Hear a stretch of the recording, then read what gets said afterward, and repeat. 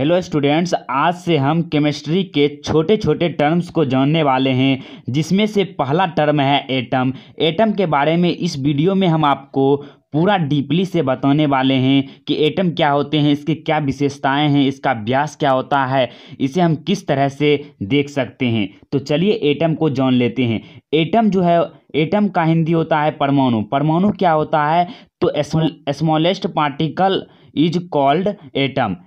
सूक्ष्मतम कण को ही परमाणु कहा जाता है। इसका परिभाषा इस तरह से बोल सकते हैं आप, किसी तत्व का अंतिम सूक्ष्मतम कण, किसी तत्व का वह सूक्ष्मतम कण जो रासायनिक अभिक्रिया में भाग ले सकता है, परमाणु कहलाता है। रासायनिक अभिक्रिया में इस तरह से भाग ले सकता है, H+O2 सल्फर और ऑक्सीजन मिलकर सल्फर डाइऑक्साइड बनता है। इसमें जो सल्फर देख रहे हैं वह एटम है, और O2 में जो है, O2 दो ऑक्सीजन से मिलकर बना हुआ है, और इसका एक एटम जो है, एक ऑक्सीजन एक एटम होता है, और ये दोनों परमाणु ही मिलकर O2 अणु का निर्माण किया है। O2 अणु है, लेकिन इससे जो मिलकर बना है यह परमाणु से ही मिलकर अणु बना होता है, जिस कारण से O2 को हम परमाणु भी कह सकते हैं। C+O2 कार्बन और ऑक्सीजन विक्रिया करके CO2 बनाते हैं। तो इसमें आप क्या देख रहे हैं कि ये सभी जो तत्व हैं यह रासायनिक अभिक्रिया में भाग ले रहे हैं, जिस कारण से हम इसे एटम परमाणु कह सकते हैं। इसकी विशेषताएं क्या क्या हैं वो भी आप इस तरह से नज़र देकर अच्छे तरीके से समझ सकते हैं। परमाणु का पहला विशेषता है, किसी तत्व के सभी परमाणु सदृश होते हैं, किंतु वे अन्य तत्वों के परमाणु से भिन्न होते हैं। देखिए, जितने भी तत्व हैं उसके सभी परमाणु सदृश होते हैं। सदृश कहने का अर्थ है समान होते हैं।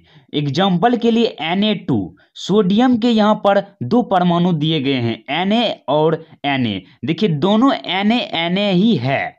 तो इसमें जो है सोडियम के अणु में जो है Na और Na समान परमाणु जुड़े हुए हैं। समान परमाणु Na जुड़ने से Na2 बना है। तो किसी भी तत्व के सभी परमाणु सदृश होते हैं, किंतु वे अन्य तत्वों के परमाणु से भिन्न होते हैं। जैसे अगर आप सोडियम का तुलना क्लोरीन से कीजिएगा, एल्युमिनियम से कीजिएगा या मैग्नीशियम से कीजिएगा, तो ये दोनों आपस में भिन्न होते हैं। लेकिन अगर ऑक्सीजन की बात कीजिएगा, O2 की बात कीजिएगा, तो यह दो ऑक्सीजन से मिलकर बना होता है, और इसमें सिर्फ ऑक्सीजन ही है, O ही है, जिस कारण से इसके सभी परमाणु सदृश होते हैं। इसका फर्स्ट विशेषता ये हो गया। और इसका दूसरा विशेषता है तत्व का प्रत्येक परमाणु तत्व के सभी गुणों को प्रदर्शित करता है। उदाहरण में हम ऑक्सीजन अणु की बात कर सकते हैं। ऑक्सीजन अणु जो है वह दो ऑक्सीजन परमाणु से मिलकर बना है, और इस अणु में आप देख रहे हैं कि यह ऑक्सीजन से ही मिलकर बना हुआ है। अर्थात जो है तत्व का प्रत्येक परमाणु तत्व के सभी गुणों को प्रदर्शित करता है। अब जानते हैं कि परमाणु का व्यास क्या होता है और इसका आकार क्या होता है, वो भी जान लेते हैं। जो परमाणु है वह अत्यंत सूक्ष्म होता है, और यह गोलीय कण है। एक प्रकार का यह गोलाकार कण है, कौन? परमाणु। और इसका व्यास 10⁻⁻15 मीटर होता है।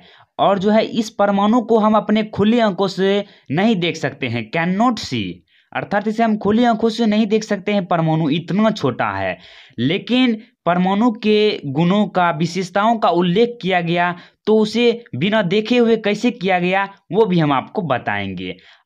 अगर आपको 1 चम्मच अगर नमक दे दिया जाएगा, और आपको बहुत सारे लोगों के साथ अगर इसे गिनने के लिए दे दिया जाएगा, तो आप प्रति सेकंड अगर एक परमाणु को गिनते हैं तो आपको लगभग 40 वर्ष लग जाएगा इसे गिनने में। तो इसमें सुविधा के लिए 2 इलेक्ट्रॉनिक डिवाइस का निर्माण किया गया है। स्कैनिंग इलेक्ट्रॉन माइक्रोस्कोप जो है SEM, स्कैनिंग इलेक्ट्रॉन माइक्रोस्कोप की मदद से हम परमाणु के गुणों का अध्ययन कर सकते हैं। और दूसरा जो इलेक्ट्रॉन टनेलिंग माइक्रोस्कोप ETM की मदद से भी हम परमाणु के गुणों का, विशेषताओं का, उसके आकारों का अध्ययन कर सकते हैं। तो आज की इस वीडियो में बस इतना ही। मिलते हैं अगली वीडियो में किसी अन्य टॉपिक के साथ। तब तक के लिए जय हिंद, जय भारत।